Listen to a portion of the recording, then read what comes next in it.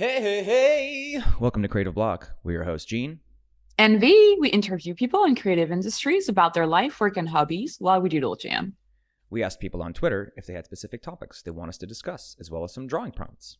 And today with us, we have Carlos Luna. Hi! Hi, Carlos. Hey guys, what's going on? Not much. Welcome to the show. Thanks for having me. It's so nice. It's our pleasure. You are a bit of a special guest.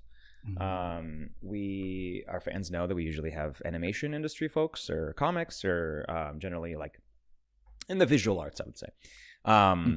But I've known you for many years. You have had a very interesting career. You worked in music industry for a while. You have done all kinds of, you've worked design, and now you're a producer for tabletop RPGs. Is that a good description? Sort of. Yeah. That kind of sums it all up. Cool. Well, we're done. That felt good. It's good when somebody spells out all your accomplishments, right? Oh, that was good. Yeah. I find you a very interesting person. But you also, we met recently and we chatted about, how to work with social media and how to work the internet. And I think you have a lot of really interesting stuff to say. And so I'd love to hear about it. I think that there's a lot to pull from for anybody that's running a webcomic like V and I have, or any kind of content. So we'll dig into that, but let's take it back to the start, your start. Okay. And tell us kind of how you first got into the creative, things, doing creative things, I guess, as a kid or in high school, whenever. Yeah. I think I was always a creative kid in terms of like coming up with things to do or just being funny. I was kind of a ham, I guess, and just always like I was always kind of like the leader in the group, making sure everyone was having fun and that type of thing. But I don't think art was really impressed upon us as a career. I remember drawing in my room, but I was really, really bad at it, and like my parents didn't really like help grow that. Even in high school, like we didn't take art classes or anything like that. Like I remember my senior year. So not only in high school did I not take those classes, but I also took summer school every year, even though I didn't have to. Oh, God. Like I wasn't failing anything. Like I was on honor roll, but I think my parents just wanted us to just like get a better education than them.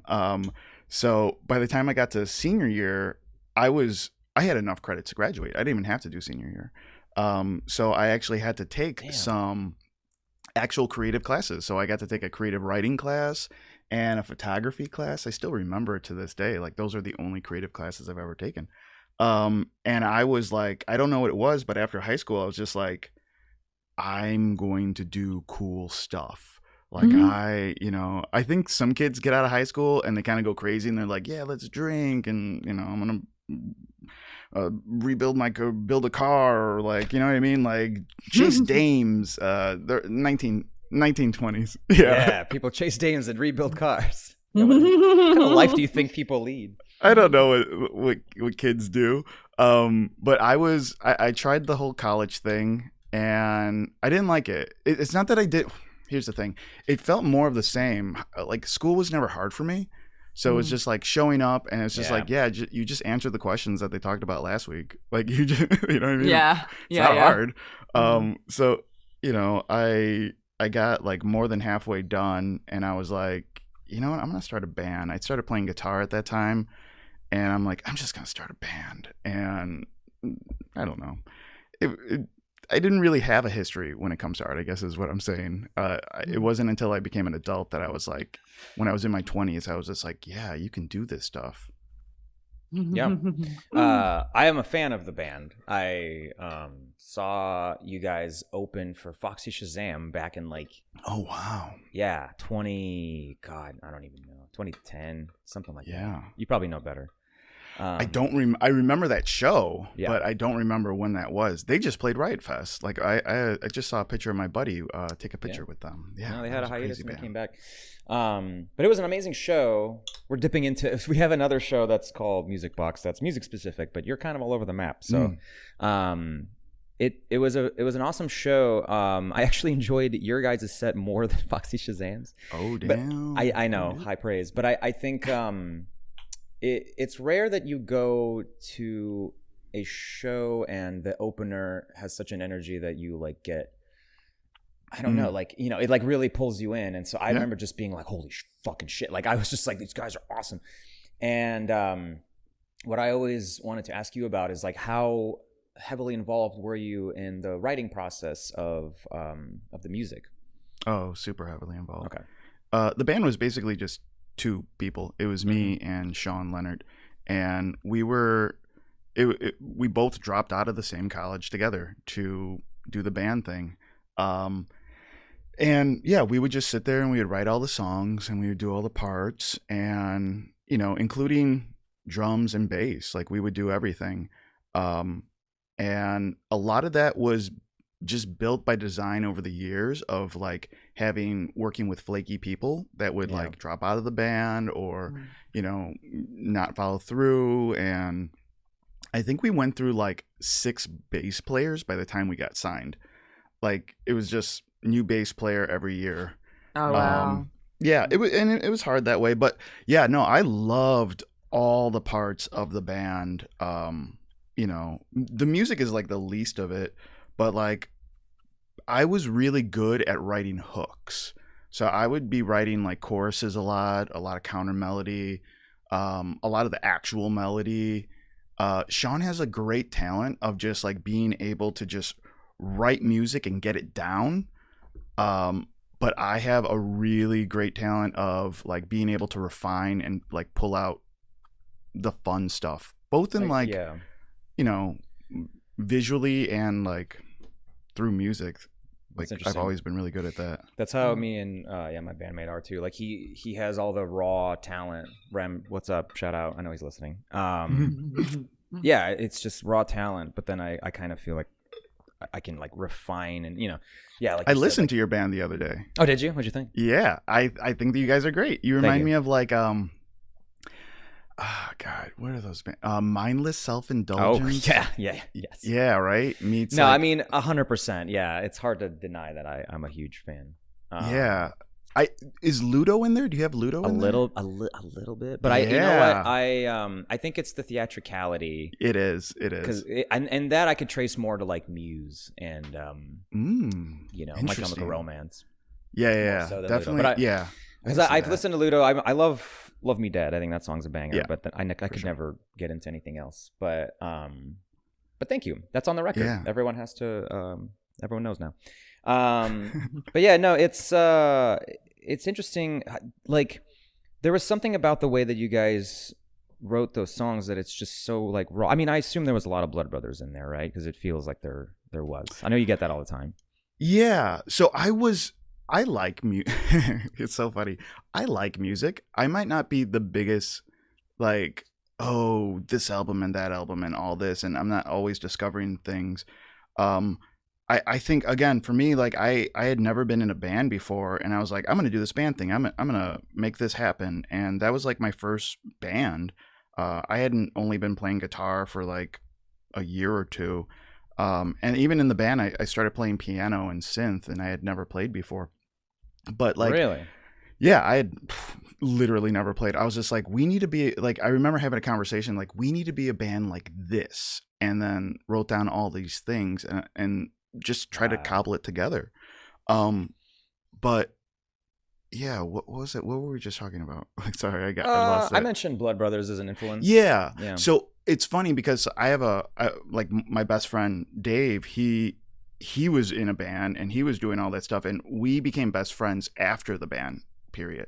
And he loves my album, my studio album, and he's just like, how did you do this? Like, what were you listening to at that time? And he's like, obviously X, Y, and Z. And I was just like, honestly, I only liked 1 or 2 songs from those bands. Yeah. And he's just like, but what about this band? He starts naming like hundreds of hardcore bands or post-hardcore. Mm-hmm.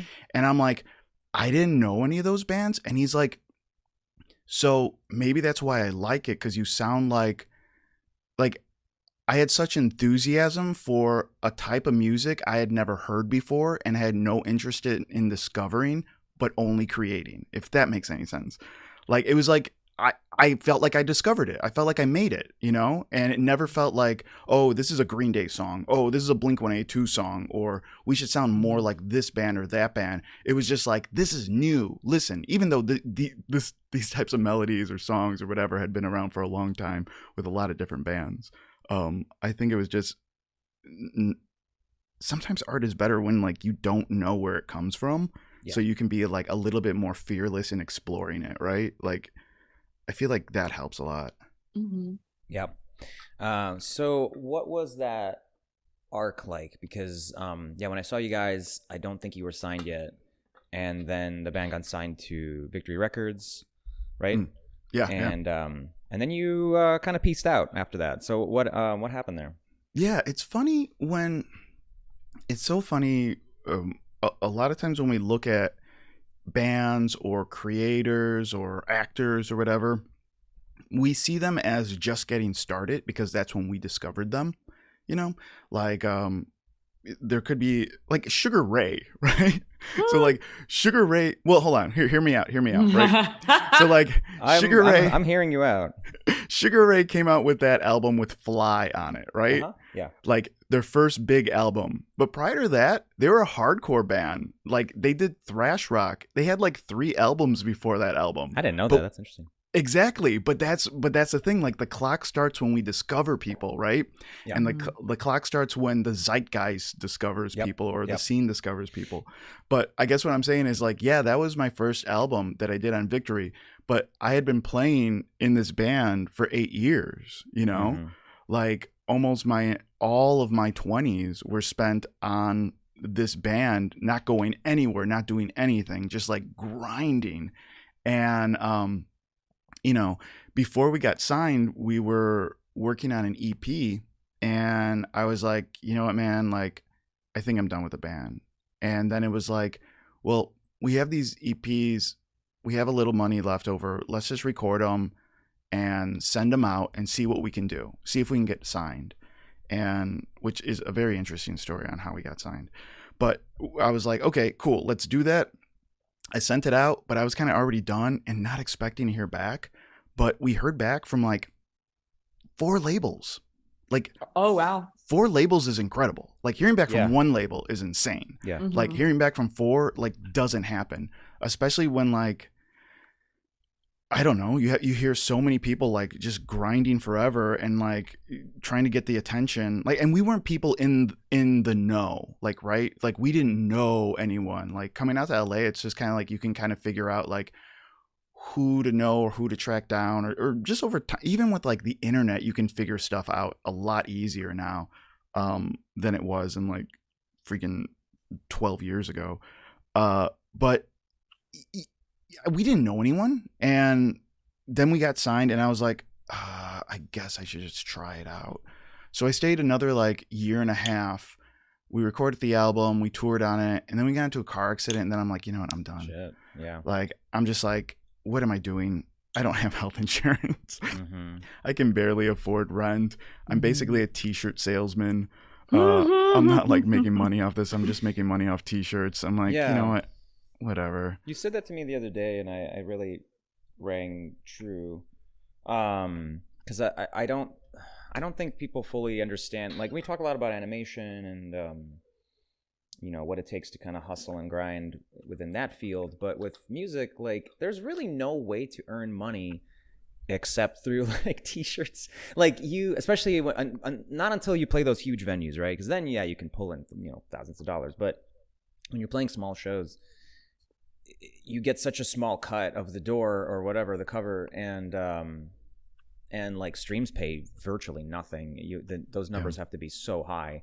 So it really does feel sometimes like you're writing all these songs and you're playing these shows, but really it's all a commercial for the merch and for the shirts or whatever. And so support your local band, buy a t-shirt at their show. Yeah, Um, 100%. And buy it at the show, because Yeah. that's where the bands actually make money. It's true because selling. I've been trying to figure out how to sell merch online and create sort of an online, I don't know, merch brand. But that's such a loaded thing, and like it's just hard to get people to click confirm on a shopping cart online, and like Yeah. and it's expensive, and people get used to Amazon prices, but like in reality, print on like, demand is pretty much king right now. Yeah, it's because like you're not going to pay for space, and you can't do the shipping, and you can't, you don't Yeah. have any of that stuff. and even then, like a shirt is like $20, and you'll pocket like maybe $5, probably. Oh, It's- yeah. So yeah, it's rough, and it's very true. So you hit that wall, and you realized that you just weren't into it, right? Yeah, I was like, you know what? I'm kind of done. And when I left, like I had like a full, I never told you this, but like I had like a full nervous breakdown. Like I had spent my entire adult life trying to build something, and like everything in my life was built around it. Like all my friends, my best friends, Right. and like my side friends, what I did like on the weekends, who I hung out with. And there was so much shame and embarrassment and just like it built into the failure, especially when there's so many people like, I can't believe you did that, because you're signed and you can be doing X, Y, and Z. And I'm just like, I don't want to. And just like, I knew for the longest time I kept doing it because I was afraid like my friends would hate me, like my best friends would hate me. And peer pressure. yeah, and they kind of did. One of them did. One of them didn't care, and the other one's just like, hey, we're still friends. But it all disintegrated anyways, and everything that I thought I was also disintegrated. So I was just like so freaking depressed. I was like, I had to get into therapy, and I was on antidepressants, and when I left, I was like, hey, I'm so sorry. You can have, I felt so guilty. I was like, you could have all my gear. Like Damn. you could, and I just let him have it. Like thousands of dollars worth of gear. Right. I just felt so bad about it. I was just like, yeah, you have my part of the van that I paid off, and do whatever you guys want with it. And I just felt bad.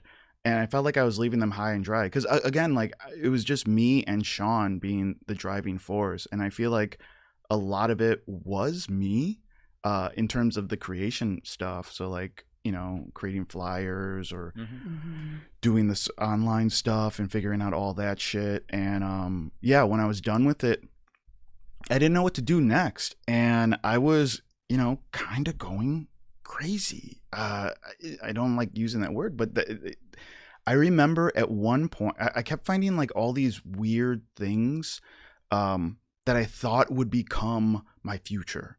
So like future books. It's so funny you're even saying it.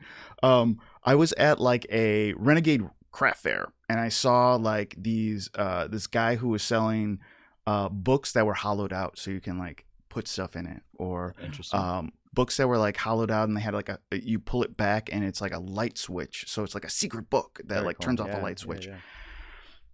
I tell you what, man, I was so desperate for a project, or like feeling like, because I love work, I'm a workaholic. I was like, I'm gonna make secret books. And then the girl I was dating at the time came home, and I had bought all these books from the thrift store. They just lined, like big columns lined our living room, and she was like 100, right? This like is such that would be such a like over the top like manic episode thing to just. Oh yeah, I got future books. I'm gonna get to future books. This is the future. And I must have sounded crazy, because I was like, secret books, babe. Don't you get it? It's the future. It's like really dilated pupils. So then, yeah, I remember I was having these panic attacks, and I didn't know what a panic attack was. I had never had one before. And it felt horrible, obviously. But I couldn't regulate my body. It felt like my body, like I was sick. Like I couldn't regulate my body, my heart. And I remember one time I had gotten out of the shower, and I had taken like a really cold shower because I couldn't I thought I was having a heart attack.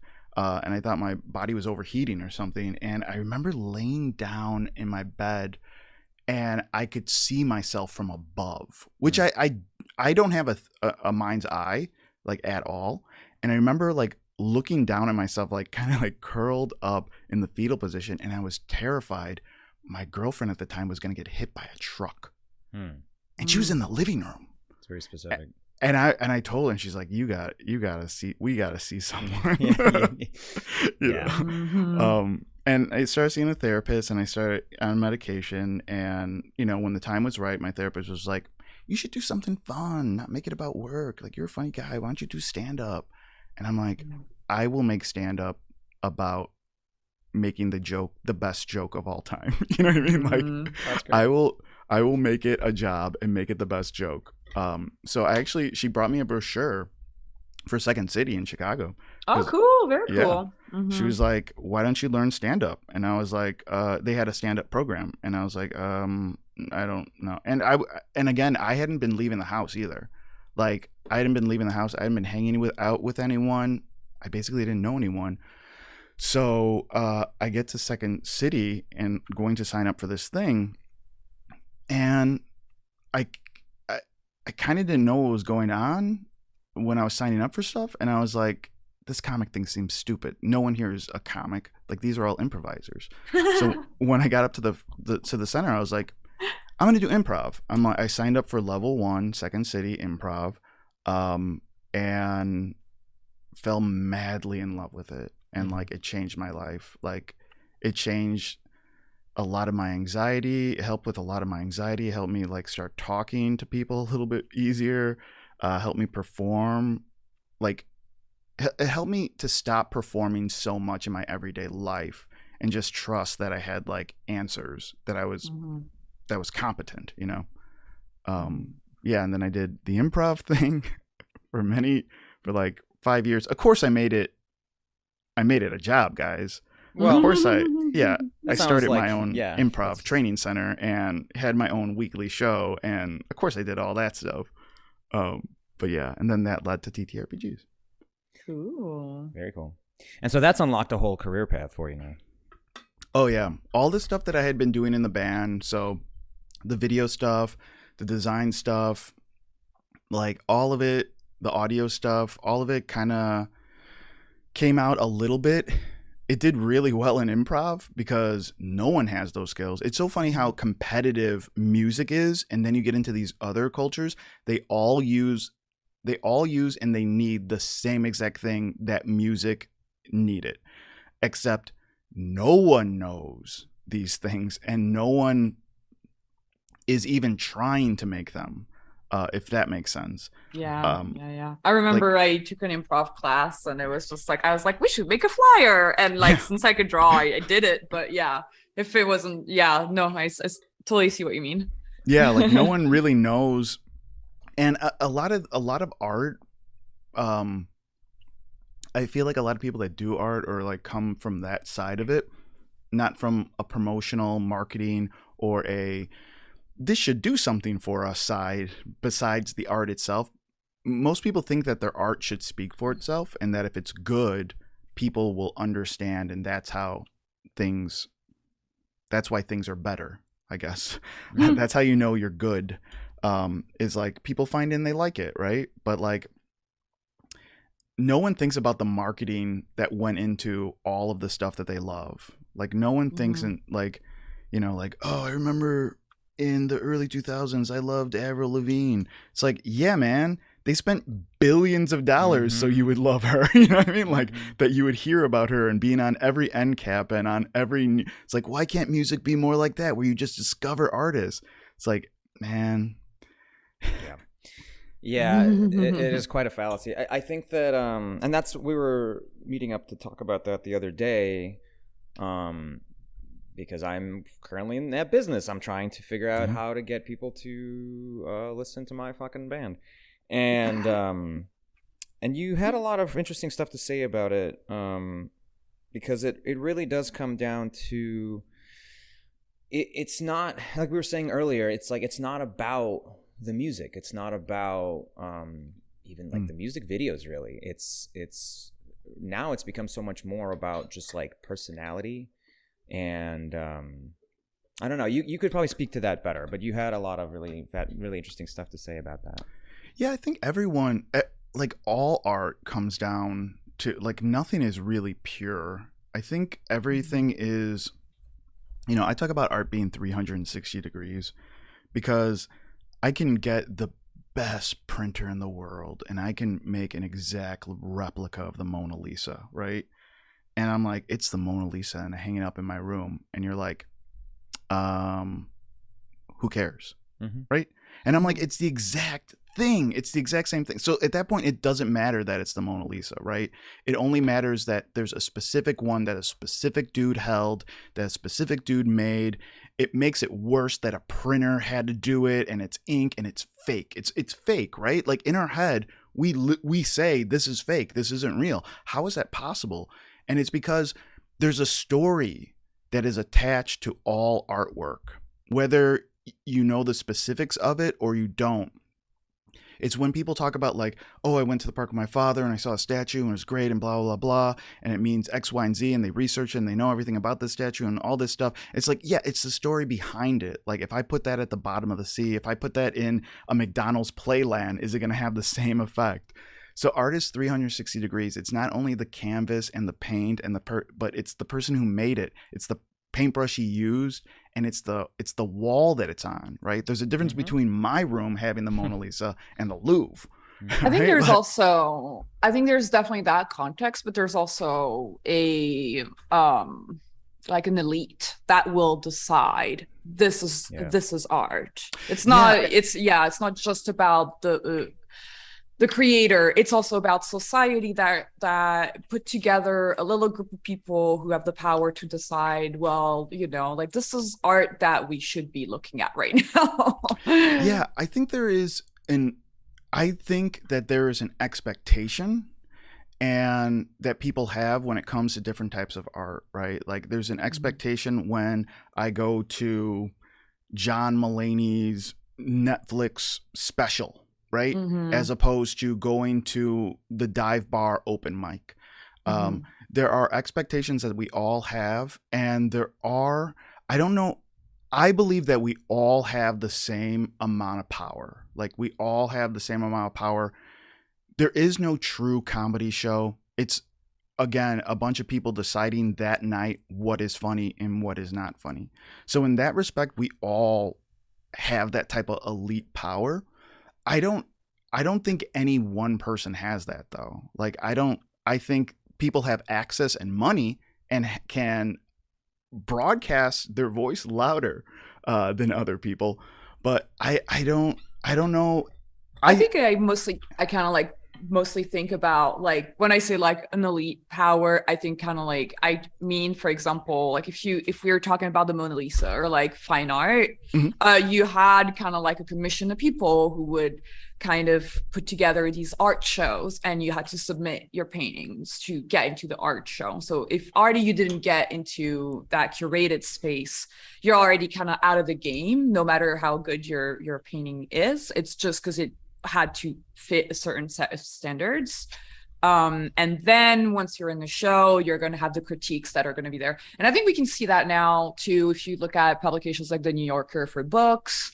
You have like critiques kind of like voicing whether or not this should be a book that is pushed up. That's why people hire PR. Like, for example, if you want to have a book on the New York Times bestseller list, you need to hire someone that's going to like market the book, because it's just like, I don't think a book by itself can reach the bestseller list. Like, I think there needs to be like a lot of work done, and same for like, that's kind of where I'm kind of thinking like it, like depending on what art we're talking about, there is going to be a certain group of people who are going to say yes or no at some point of the process. But I think what's great now, the internet breaks these barriers a little bit. So now we don't have as much like, and I think that's why a lot of people are kind of like upset about the internet, because they're like, well, they're losing power, because it's like now, if I do feel like if you're quality, your stuff is really good, people can stumble upon it and like, kind of like have like word of mouth, or like the algorithm is the elite now, maybe. Yeah, there is definitely. So I think it all really boils down to just access, right? Like people Yeah. talk about like the zeitgeist dying down. Like there is no zeitgeist anymore. Everything's just been splintered off. And I think what it really tells is that everyone just has access to everything, to more information than we've ever had in the Yeah. history of humankind. Mhm. And there is the filter system that we used to have, which were like critics, right? Or like executives. They all had motivation for what they did and what they make. Like when we talk about like, oh, you could be good and not get into an art exhibit, I would actually say that like being good is nowhere near what they're looking for art exhibits. Like what they're looking for is just like, will we be able to sell tickets? You know, like are people interested in this? And I think being able to expose people like is really what everyone is trying to do, and that power they're trying to wield. Like the New Yorker, right? Like all they need to do is sell New Yorkers, right? Yeah. And they do that by trying to expose people to a thing, so they themselves are a brand, so these elites are actually brands, right? Exactly. Yeah. And it's like, you know, with everyone having access, we started cutting out the middleman of, we need a brand to, you know, promote our brand, you know. And it still works like that though. Like people are brands, like individual people. I mean, that's why we're able to see like people build lives on Patreon, right? They're individual people working person to person, just doing their thing. And it's all the same, right? Everyone's still doing the same thing. Like you are a person and you have opinions, and you hope that someone else listens to that opinion, whether or not you have access or power to anything, right? You might not have, you know, your own exhibit hall or your own magazine or whatever, but you have friends and you have people you interact with, and there is some sort of power dynamic wherever you go, whether it's a power dynamic of like actual power, quote unquote actual power, money making power, I'll say. Money making power, and actual like social influence, because social currency is huge now. Like it was way harder to prove social currency in the 90s or 80s or 70s, but now it's like it's a number, right? Like it's so strange. Yeah, it's really interesting. I don't remember what we're talking about. No, I think it's all good. You had an interesting method, I guess, to approaching, I guess it was specifically TikTok, but I think it probably applies to a lot of things. And it was your Gilligan's Island theory about like types of people and types of content. I would love for you to unpack that, because I think it's really good. Yeah. So you're a creator. Let's say you're a creator and you're just like, I can't handle one more freaking platform. like I can't handle it. I can't learn it. I can't do anything. I try to break things down as simple as possible so I don't get overwhelmed, and so that I can easily turn things out. Because there's so many times when I'm just like, is it great? And that doesn't work for the internet anymore. It doesn't need to be great. You don't need to be great. And I think it says more like psychologically about a person, you know, like you don't need to be great. You just need to exist. And that's all people want. They just want you to exist. So whenever I see someone, you know, I go in these meetings all the time, and I'm like, what are we going to do? What are we going to do? And people are always starting from scratch. Like, what are we going to do online? What are we going to do online? And like, we got this new product coming out, and they treat everything like it's brand freaking new, and everything's been done right throughout history. But I like to categorize. No, everyone thinks about like A to B. Like, we're going to do something and they're going to buy it. And you can tell the businesses that do this really bad, like that do it really poorly and are like, we have something, why don't you buy it? Here's the price tag on it. Here's this. And I don't think you need to do that. I think you just need to show up and have content, valuable content. So content that people watch that they find valuable, whether that's entertaining or, has to do with numbers or whatever. And people get really caught up in this, and they try to figure out like, okay, well, what's our angle? What's our, we're the smart brand, so we should talk about being smart all the time. And that's what they do, right? They talk about like, we built a new drill and it has this many RPMs, and it has the softest handle and it carries the most, has the most torque. And that's all they talk about. But if you can divide your content creation up into these little buckets, you'll get way more mileage and you'll get way more customers, and all different types of customers. So I divided up into Gilligan's Island. So on Gilligan's Island, we have a bunch of different archetypes, and we can use those. Instead of thinking of them as people, we can think of them as content. So how we look at content. So yeah, let's go back to our drill, right? So we have our drill. It's like, this is the torque on it. And, this is why it's so much better than the drill 5,000. The drill 10,000 is a million times better. Scientifically proven. Okay, that's the professor, right? Mm-hmm. So we did a couple of those professor ones. Guys, we should stop posting these professor ones. Let's talk to other people who aren't interested in the professor. Like, who else is really cool on the island? Like, oh, what about Marianne? Marianne's pretty cool. Like, okay, cool. So Marianne's about family and friends. It's about like your history and nostalgia. Cool. I remember when I was helping my dad build a clubhouse, when I was little, and maybe we show our drill there and how easy it made. And it's not about the drill. It's just about like those memories that we made. Cool. That's a Marianne. Maybe I got my drill. Maybe it's important that like a celebrity is attached to it. So like we get Ryan Reynolds to use our drill, and he makes like a Deadpool sign in the middle of Times Square. Awesome. That's the celebrities. People will be sold by that. Certain people, and these are certain types of content, but they're directed towards certain types of people, because certain types of people care about that stuff.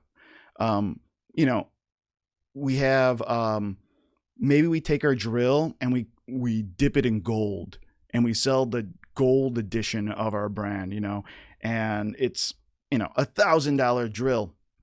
Man, that's Mr. Howell. Someone will buy that. Some people interact with your brand, have no intention on like writing you on Twitter or starting an Instagram account. They have no intention on talking about it with their friends, but they like having that really expensive thing on the top shelf, right? They're the ones who buy the book and then the variant copy of the book. They buy the special edition every single time because it makes them feel good, and that's how they like to participate in that brand. And it goes down the line. You can make some funny video, and that would be like a Gilligan, or you can, talk about authority. So like maybe you can give out the plans for that clubhouse you built as a kid, and that would be, a skipper, because you're talking with authority to everyone. This is how you should build in. This is how you should use our drill. Mrs. Howell cares about, social aspects and, the community, and like being, a social butterfly. So yeah, how you interact with people. Maybe you ask questions, maybe you answer those questions. There's a million things that you can be doing that's not just like, this is the torque power on my thing. So that's how I explain Gilligan. I like it. I think it's interesting. And I think I love how you find ways to like compartmentalize this stuff. I don't know, because it is so hard to wrap your head around, like, what the hell do people want to see? And there's so many different people, and so I always love hearing examples of how people try to like categorize these things and make it a little bit easier, make it a little more structured than because you kind of get, what ends up happening is you always want to be proud of something, and if chances are you're neurodivergent in some way. You want to be entertained by the thing you're making. So what ends up happening is like I see people trying to do the entertaining thing for themselves, the thing that like fuels them. And a lot of times we go back to the same old thing that always fueled us. And sometimes when you have these, like, I call them generators. So like sometimes when you have like a Marianne generator, it gets you thinking in a different way, and it's even more fun. Like, yeah, I will drill down on the professor every day when I'm working with a brand. I don't know why. It's just easier because it's like in stone. I'm not wrong at all. But if they're like, yeah, we want to do a Marianne, I'll be like, oh yeah, this will be really fun. I haven't done one of these in forever. And it scratches a different itch that I might not have volunteered early on. And I think if we look at creating content, short form, long form, any type of content through that lens, we'll get stuck. We won't get stuck as easy as we used to. Yeah. Do you, when you talk about these different like pockets of how you look at how you advertise the brand, are you thinking, for example, while you're making the brand, or strictly for promotional materials like TikTok videos or flyers, or like the question is, what's the, at what moment of the brand do you think about all these boxes, like the Gilligan's Island boxes? Oh, do I do it just for that? No, I do it for everything. So like if I have to do like so I had to do a bunch of videos for YouTube channel, and it's built into everything that I do and I talk about. Whether or not I explain it like that, I'm always trying to check like certain boxes, just so there's a variety in there, unless it's like specifically, we know this user journey, we are only focusing on this user journey, this should only help this user journey. Like I'm always trying to check all those boxes, whether it's advertising. I mean, I feel like there are two buckets when it comes to advertising, right? There's marketing, and then there's advertising. And you know, advertising is kind of like, it is more like pay to play awareness, right? We're trying to work on the top of the funnel, get people aware of our thing. And, you know, those can use Gilligan's Island for sure. And then you have kind of like marketing, branding, which is more like we're creating something of value for people, you know, like something of value for people that people will like and enjoy. And yeah, we kind of want them to be aware of our brand, but that's not the only thing. We actually want to delight them. I think people kind of miss the point, kind of combine those two together sometimes and get lost, right? Like you guys want people to be aware of your podcast, right? So you're like, oh, we got to do some advertising. I would think you need to do advertising and marketing, right? Like you need to do both of those things. And you're like, well, we want people to listen, so we should say, listen now online.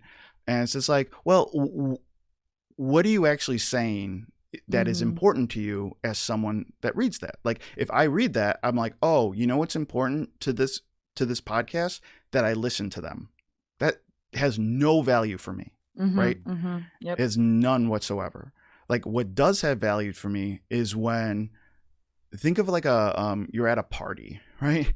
Like you're at a little, your friend's house party or whatever. You would never go up to a group of people and be like, listen to my podcast and then peace out, right? You would go up to, you would find a group of people. Maybe you would be random, be like, random group, here I go. I'm going to start talking to them. But even that seems weird because you haven't like learned about them. You haven't like decided what you want to talk about. So even giving them value at that point is kind of weird. If anything, you should look around the room, see people that you would like maybe want to talk to, or maybe would want to talk to you. You go into the group, you say hello, and then you just listen, right? And then from listening, you've gathered information about them, and then you can talk to them about what they care about. So yeah, this guy's building I don't know, I keep talking about clubhouses, but like this guy's building a clubhouse with his kids.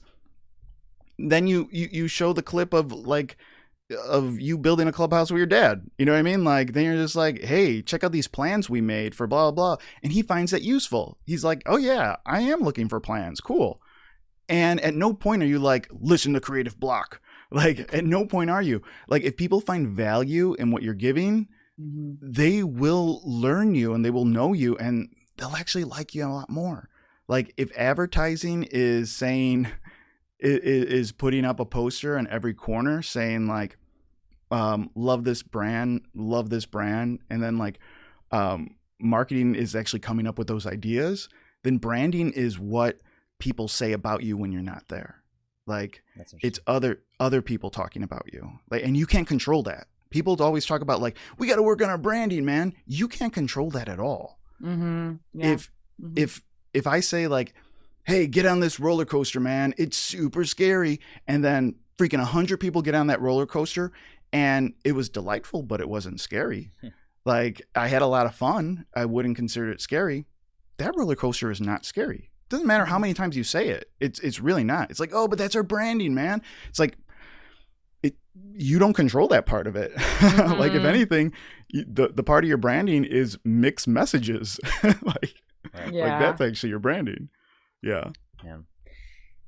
I think it's important to get that across and be heard. And as somebody who's been kind of, I don't know if struggling is the right word, but challenged with figuring out how to promote various projects that I do, it's a good thing to keep in mind when you're kind of embarking on a new creative thing. I think because it's a bloody ocean, like there's so much content out there. Everyone's scrambling for the same audiences, basically. I mean, it's different groups and different niches maybe, but it's you're trying to attract people's eyes when there's all kinds of shit happening. And so it helps to have an angle, and it helps to be informed and know like what audience you're trying to hit. And even the creative block, like V can speak to this too. Like we know what our audience is, and it's like people who are trying to break into the industry, people who maybe are in the industry, and that narrows it down considerably. But even within that, it's like we have to find people who have an interesting story to tell, people who have an interesting perspective. We've had people that are international, because that's a different version of the same story. We have we have somebody who doesn't really work in animation, but has a lot of input on this. So it's like, even with something like our podcast, like we try to, I think, market it and try different things and different, different ways of pulling people in. It's easier to think of like that's what you're creating, but you're also creating, like, your social media is a part of it too, right?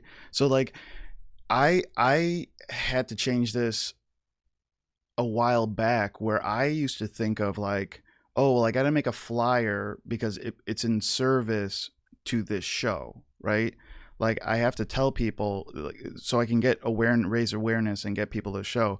But then when I started to think about it in terms of like what if can the flyer exist by itself? Like if people look at it, like, first of all, you've never been outside and you've gotten a flyer and you're like, oh, here's a band I've never heard of. I'm going to go see them on Thursday night. That has never happened in the history of things. Mm-hmm. If you've never heard of that band before, right? Mm-hmm. Like you've never been like walking down the street and it's just like, somebody's done it. Somebody's been like, well, I got nothing going on that day. Yeah, I guess so. But that guy's doing every single band, right? So I think it cancels it out. Maybe. I think it starts canceling itself out. But I think what that flyer does more than anything is it says that, like, more than I'm trying to use, again, the A to B, I want to get people to the show. We should make flyers. In my head, I started thinking about it in terms of like, this won't get people to the show, but it will show people that we're playing a show, and that's important.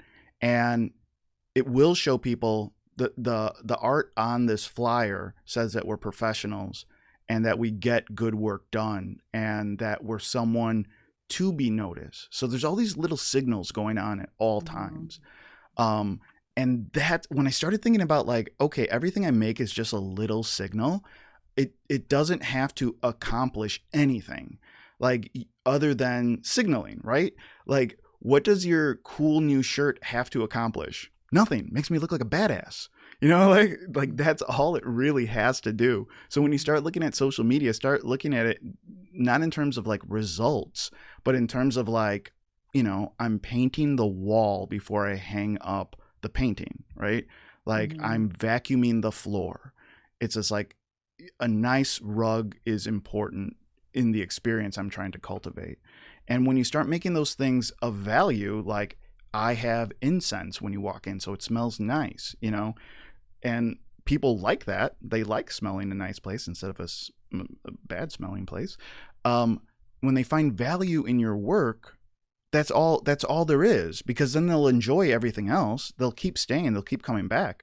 So you don't, I guess what I'm trying to say is like, stop thinking of, and not you specifically. Sure. I mean, if you're a person listening to this, stop thinking about the stuff that you create outside of your main project as little helpers for your project. They're not. Mm-hmm. They're not at all. They are your project.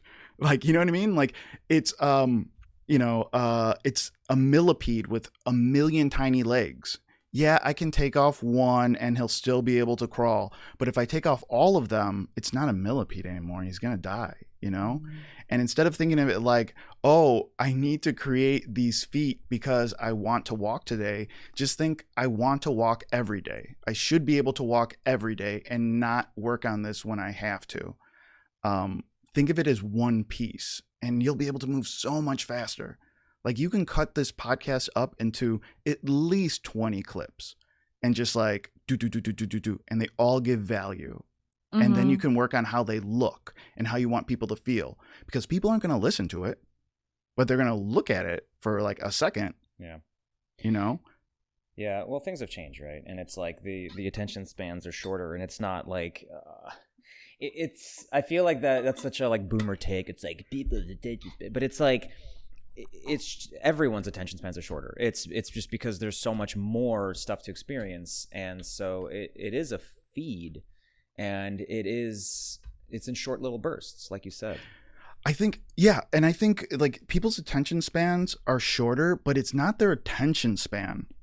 Yeah. It's their want to go through information. They don't want to go through information anymore. Like we are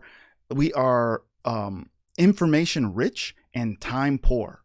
So the more time you can give to someone, the more time you want to take the work out of it. So if the signal is like, hey, this looks like something I'd like them into. Like I look at your font for block. Like it reads well, right? It reads like comic. Well, so I'm like, okay, this is me. Like I'm into stuff like this. If you can get those signals firing like all tight, so you don't have to explain. Like, I don't think you need to explain anything anymore, because we've all grown up on the internet and we all can read. And that includes an ad, man.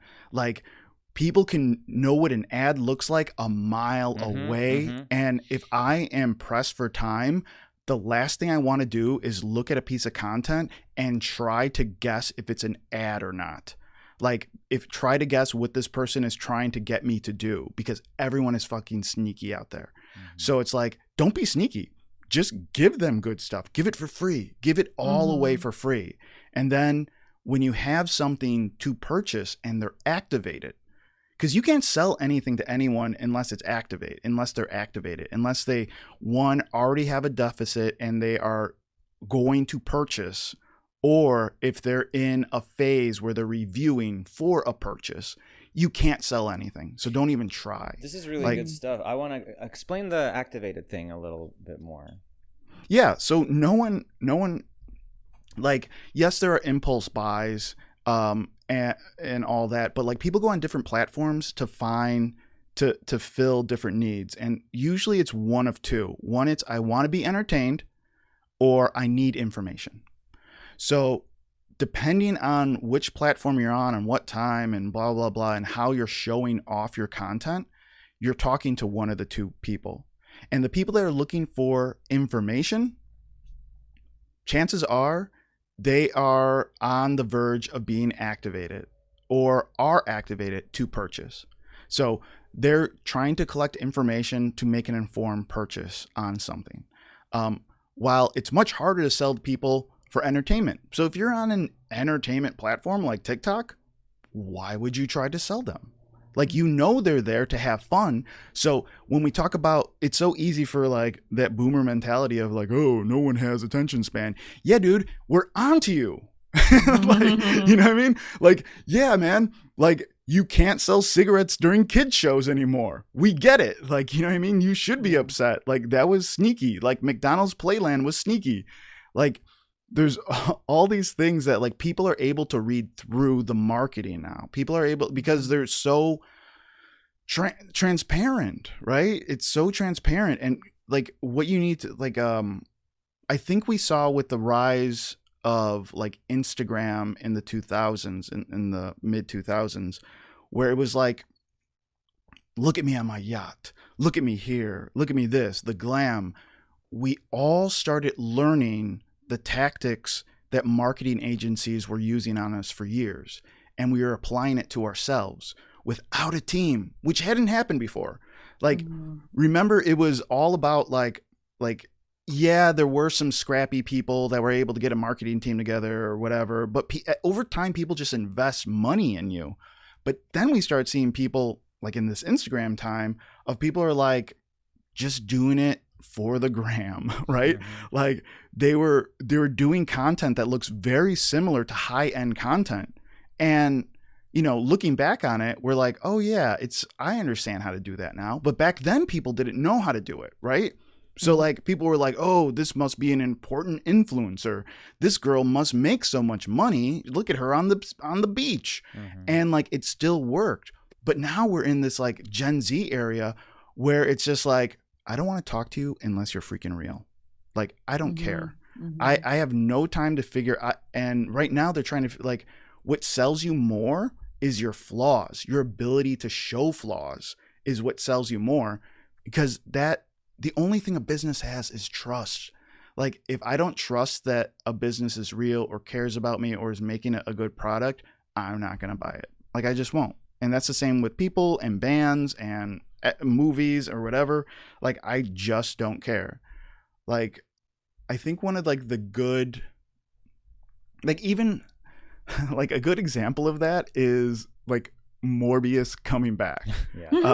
Yeah. That's like one of my favorite ones, because it's like they made fun of it and they got so much interaction that the studio was like, this is real. You know what I mean? Like, we have them now. We want them. We're a darling. And it's just like, they came back and it didn't hit.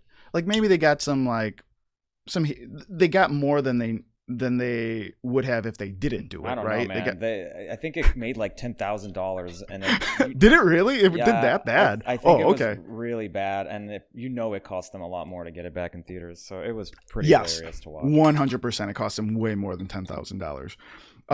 I think it's really funny too that they didn't see that it was all irony. Like, people, I don't know. As a company, it's like, you don't like. I think they saw it. They didn't care because they thought it would transfer. They thought it would transfer, and that's what I love about it, because that proves that, like, you know. And I hate saying Gen Z because I feel like it's all of us, right? Like, it's millennials too. Like, we all have started to see through it, and like, a lot of big companies don't get it. Like, they don't understand. And even us, because, you know, I'll get new people in marketing meetings and they'll be pitching ads. And I'm like, is this what you think we do? Like, this isn't what we do. But I think we grow up with it, that we think like we try to mimic what the advertising we saw. And what we should be doing is looking at advertising we didn't see, because good advertising is fucking invisible. Like, try to be invisible.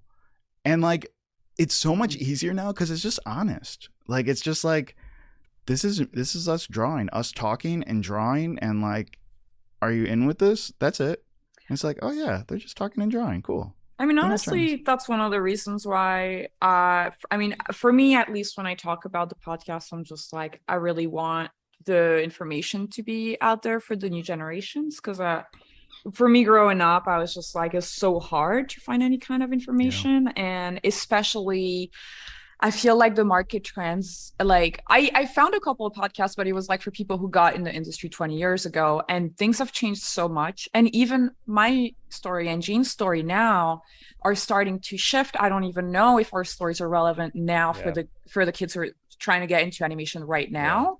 So I'm just, I feel like some of it is still relevant. But I think it would be really great to just kind of have something that's not accurate, but relevant to the new trends of like how to look for jobs, how to talk to people, and because Yeah. it's such a, I don't know, it's an industry that I don't know, like writers for live action will have a ton of podcasts. If you look into podcasts about like how to write for TV, live action TV, you can find a ton, but for animation, there's starting to be a little bit more, but there's not that much. Yeah. So yeah, it's kind of interesting. I wonder. So whenever I feel like, is this the way? So first of all, there is no way. So anyone listening to this, there is no like direct to this way. There are a bunch of people that found, and this is like it across the board in any single like art business that I found. It's just a bunch of people. Some people figured out this worked and they went for it and it worked for them, right? So when we look in comedy, it's like comedy was different in the 70s, different in the 80s, 90s, 2000s. And there's these different levels of entry, different areas of entry. And what people don't understand is that once one opens up, it bottlenecks. Like as soon as it becomes easy, it bottlenecks, because that means more people apply or trying to get through that path, right? So it's your job to pivot. And one of the easiest way to do that is just look at the history of a different craft. Is to look. So if I was wanting to get into animation, I would study what's going on, study what happened, and then I would look at like maybe music, or maybe I'd look at like where is the Wild West? Because that's the easiest place to claim land, right? Like that's the easiest place to go. And a lot of it comes down to, are you willing to do what the other guy isn't? Yeah. And what the other guy isn't is usually the new, right? Like you have people in animation, probably, I don't know, I'm just using this as an example, that are, have made some connections, has made some things, have a regular paycheck, don't really feel like maybe they need to grind as hard as they needed to do in their 20s after school, and they're not interested in TikTok. Maybe they got their posting on Instagram like really well. They get 18,000 likes whenever they post a reel, they get a bunch of views, and they're just like, I don't want to learn another thing. I'm doing great the way I am. And that path is full. But if you go to TikTok and you're like, I don't see anyone like that over here, I guess it doesn't work. You are wrong. You know what I mean? Like go where there is a need, where there's people that aren't lazily flourishing, I think is a good barometer for you're onto something. Like when you see someone like, just like, I drank milk today, and they get 1 million likes, you're like, I can't compete with drinking milk. I'm trying to make my animation. Like get somewhere where like a bunch of people are, and find those deficits. There's always deficits whenever there's access. So innovation will make access. It happens every single time. So man, I don't want to. I know nothing about animation, so I don't know why I'm using this. Yeah, you don't have to stick to animation, but I appreciate you. But like, let's say like I can't afford animation cells. I'm just one guy. It's just like some dude made some type of software that works at your home computer and not need like some huge server at work, so you could actually use that, right? So that innovation opened the door for access for millions of people to do. Right? Millions of people to use. And there were some people that were like, well, I'm just going to keep working at my studio because I got every single thing I need in the world. And you know how much harder you have to work on that home thing? It's like, yeah, a lot harder. But you know what? They did it. And when that started to get too easy, when the doors got too wide and too many people tried to go through it at one time, there is right now some other point of entry that people are not doing because, one, it hasn't been proven yet, or two, they are too comfortable.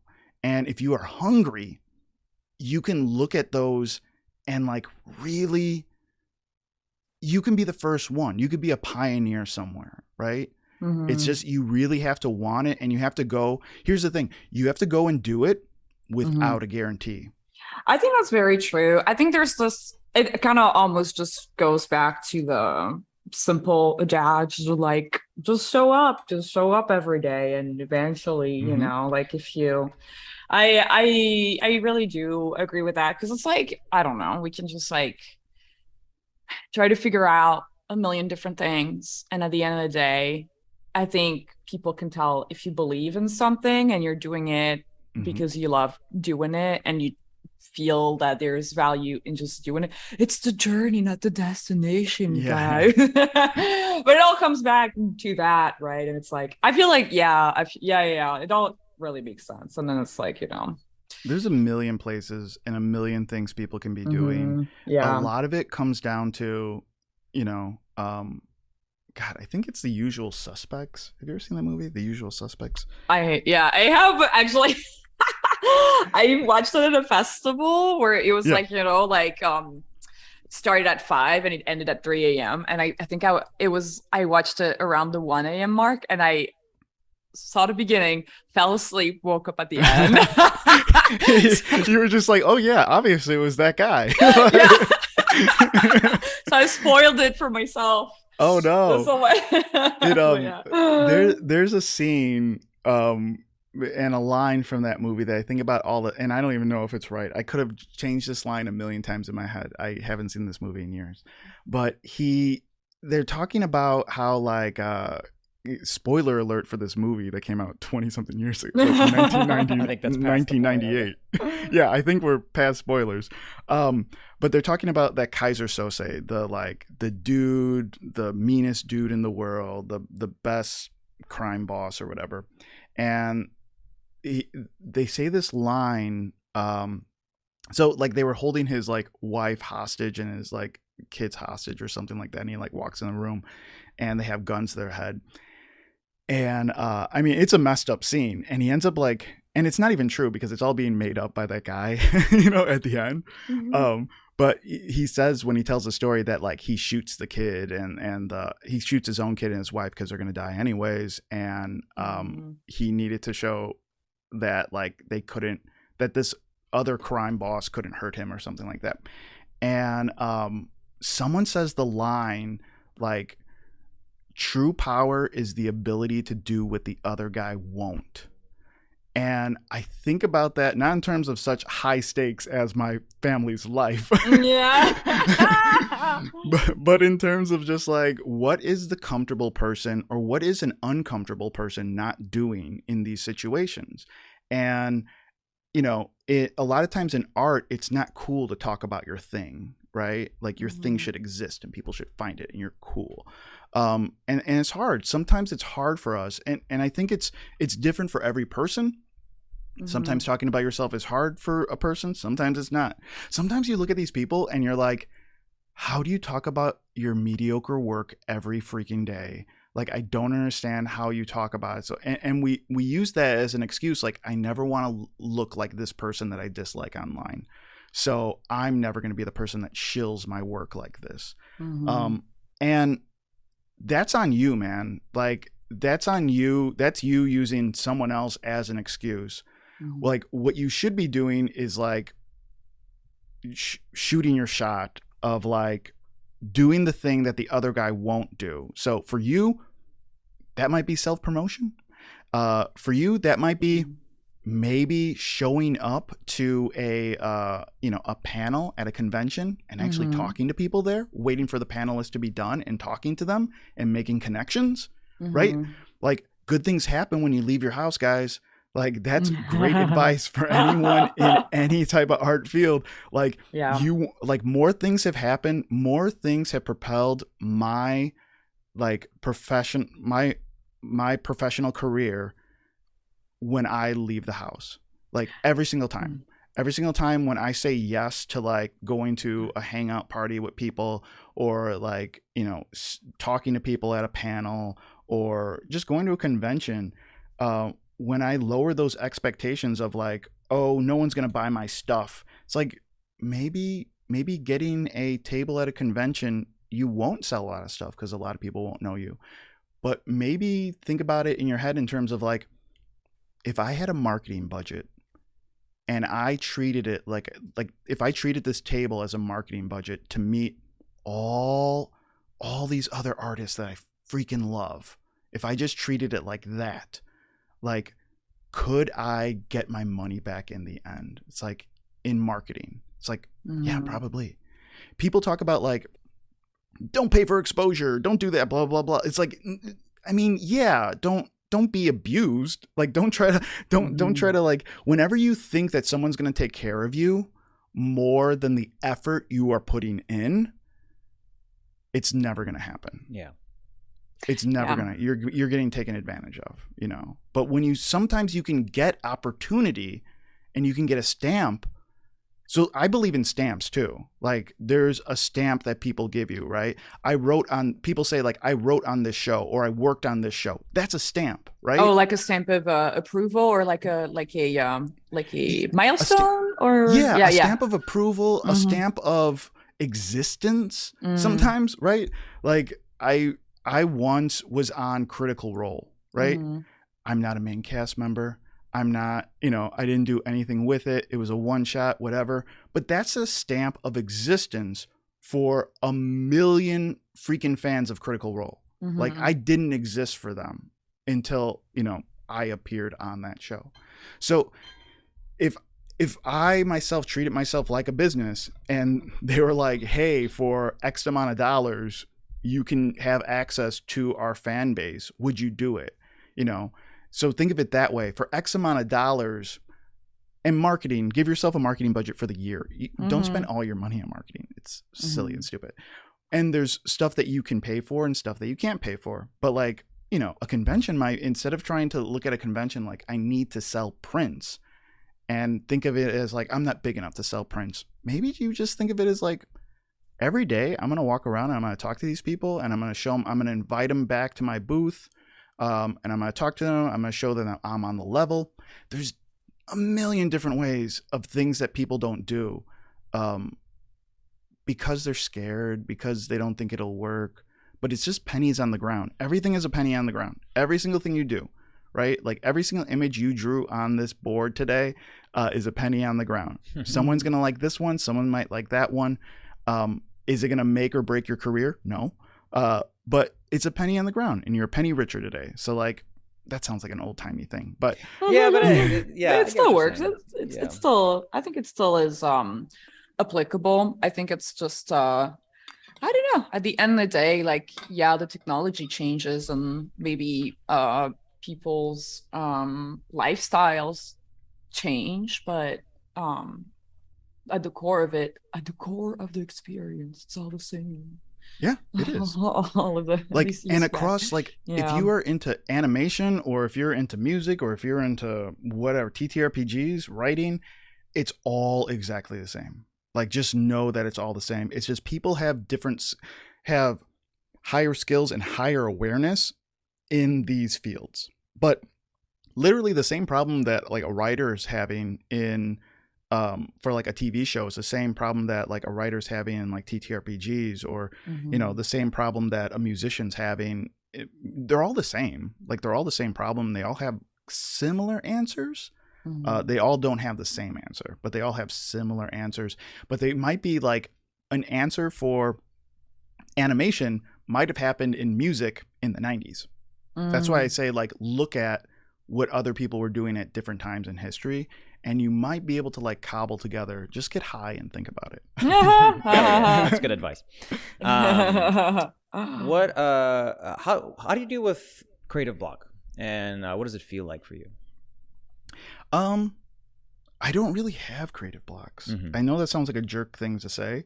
I have dead ends for sure, but I go for like a random thing. Like, what does it feel like? How do I get out of here? What else feels like this?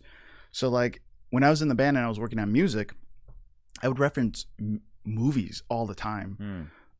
So I'd be like, this part feels like The Godfather Part 2, where he's on the roof and he's looking down and he's, and I just try to throw things together. I'm like, we're a hardcore band, but this reminds me of like Fireworks by Katy Perry.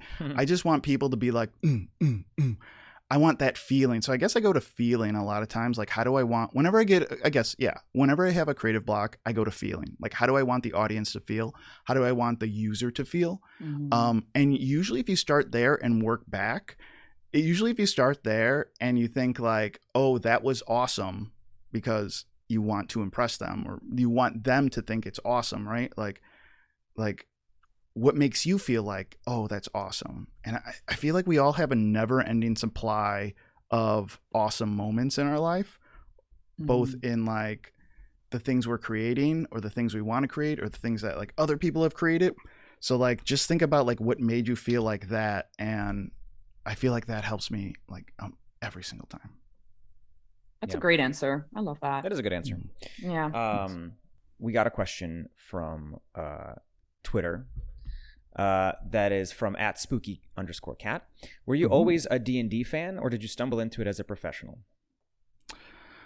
I stumbled into this entire career. I literally played D&D. I was working as I was doing graphic design in this studio that this guy owned, and he ran a podcast network. And he was like, hey, you want to play Dungeons and Dragons? I was like, I've never played that game before. I'm like, let's do it. Because like, it also seemed like something I would have played years ago, like for sure. I was definitely that kid. And I played it once and I was like, this is fantastic. This is phenomenal. This is scratching every itch. And I'd already been kind of like over the improv thing that I'd done for a while in my shows and stuff like that.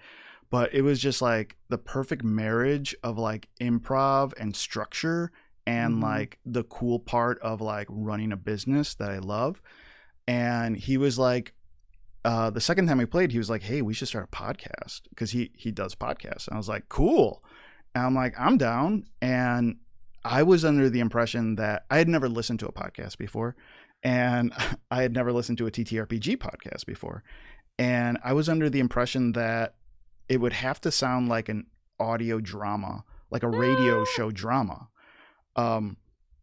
So I had a bunch of music experience and editing experience. So when I got it, I was like, okay, let's record it, multi-channel record. And I would edit it down. So like I kind of got rid of anything that kind of didn't push the story forward, anything that was kind of like boring. I got rid of ums and ahs. And just made the rolling a lot faster. And then I wrote music and sound effects and just made it just a delightful little show. And then that did really well. And Dungeons and Dragons like listened to it and they were like, hey, you want to do another podcast? And I was like, yeah, sure.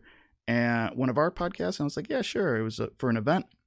And then later that guy was like, hey, do you want to do a streaming show? And I was like, yeah, let's do a streaming show.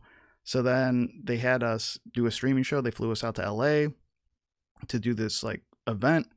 And then I met people from Roll20 and they were like, you do what now? And I told them like the full gamut of stuff I was doing.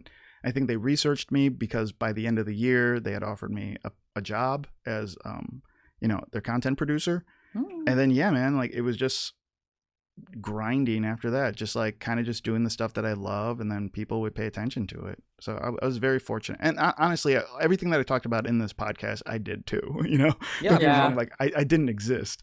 I made stuff and I had a lot of long nights creating content for sure. Yeah. Well, that was awesome. Yeah, that's great. That's the end of this creative block. Carlos, thanks for being our guest and sharing your story. Yeah, thanks for having me. This was a lot of fun, guys. I love talking about this stuff. And thanks to our listeners. Follow us on Twitter at Creative without the vowels, where we ask for drawing prompts and questions to ask our guests. Huge thanks to our editor Clemens for editing the podcast and Malik for helping us produce the show. If you love our show, then support us on Patreon. Becoming a patron gets you early access to interviews as well as bonus episodes. Click the link in the description of this episode. I've been your host, Gene. And I was V. Keep being creative, and we'll see you next week. Bye. Bye. Bye. Bye. Bye.